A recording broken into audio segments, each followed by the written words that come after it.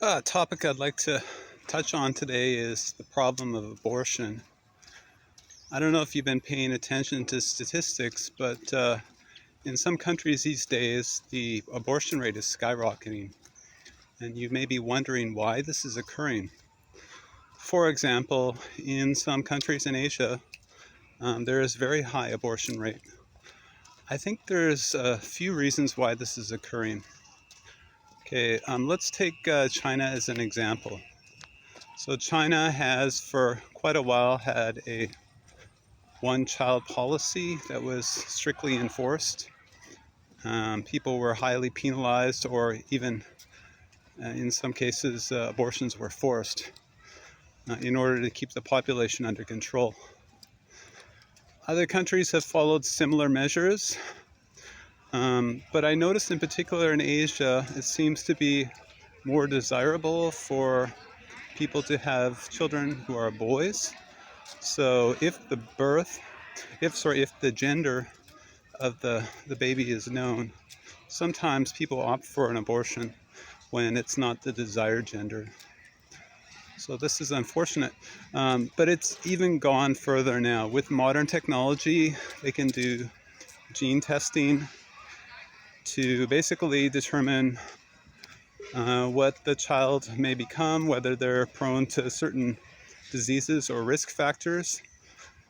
In this case, some physicians and some medical systems may promote the idea of abortion in certain risky situations, or when there is an undesirable outcome that is possible or probable. So this is really sad. So had a discussion with some friends on this topic today, and we were talking about the case of Down syndrome, which is a reality for a lot of people.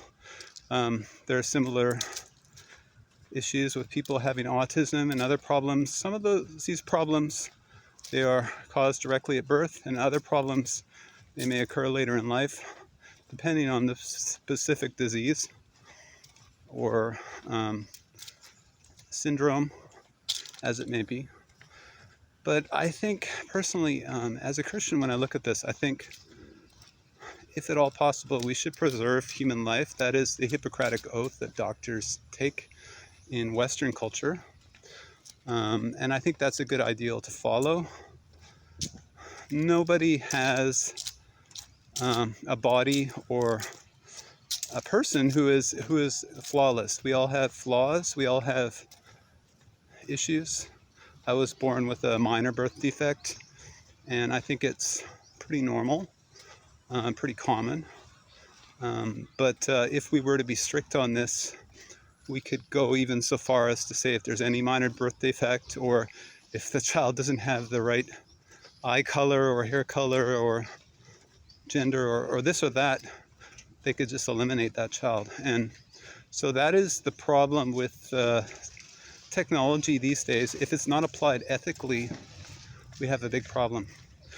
But the second problem related to this is people choosing to have sex outside of marriage. What happens in this situation is that, well, I mean, first you have the bond of the male and female, but the second thing that you will have is you'll have extramarital birth and possibly disease and all sorts of things that come out of this that could be prevented. And especially when it happens to people who are not yet adults, this can be a bigger problem for society. And it can result in either abortion or adoption or somebody sent to an orphanage. There's a lot of situations that could come out of this. So in my perspective, I think that adoption or even sending a child to an orphanage is more desirable, or foster care, than abortion, because abortion is dictating the future of the child in a very harsh and permanent way. And of course, there are exceptional cases where the mother's life may be at risk due to the possibility of death because of a risky birth situation. In this case, it is between the mother, the doctor, and her family to determine what action to choose. And I would not be against whatever their decision is if it's a health risk for the mother. So, but that is a small percentage of abortions. I think a lot of abortions are caused because of, it basically is an inconvenience, or people are having sex outside of marriage, and so it's maybe an embarrassing situation or a troublesome situation. So I think really as a society we need to embrace ethics when it comes to abortion and science, and be careful on the application of things like eugenics, where we determine which is an acceptable human, which is not. Because there have been many people who have been challenged with physical or mental disabilities, and yet they've lived productive lives. They've lived joyful lives, and sometimes they seem to live better lives than the average person somehow. And some of these people who have grown up in challenging situations, maybe in poverty, or maybe in having to be raised by adoptive parents, or in a foster home, or even in an orphanage, some of these people turn out quite well because they've been challenged hard very early in life, and that's made them tough. So I think for that reason, I think we shouldn't be so quick to dismiss people's lives. And we should realize what abortion really is, and that's the terminating of a human life, right?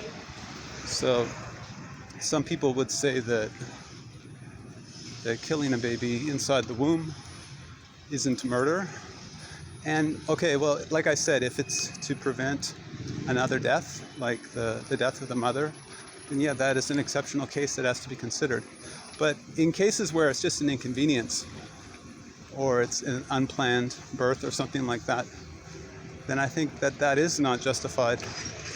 And considering the overwhelming amount of people who want to have children and cannot conceive because of infertility or some dysfunction in their body, that this is a good alternative for adoption, right? So I think as a society we need to look at this ethically, and regardless of what your background is, whether you believe in a God or you are an atheist or an agnostic, I think we all have degrees of ethics in our lives and morals, and most people can agree that murder is wrong and that killing a born child is wrong. We can then apply that logically to saying killing a baby in the womb unnecessarily is also wrong, right? So let's work towards a better future where unborn life is respected, and that people are more careful in their relationships, that they're not so quick to get into physical relationships and deep relationships before marriage, because sometimes it can be a mistake, and the outcome can be very unfortunate for children.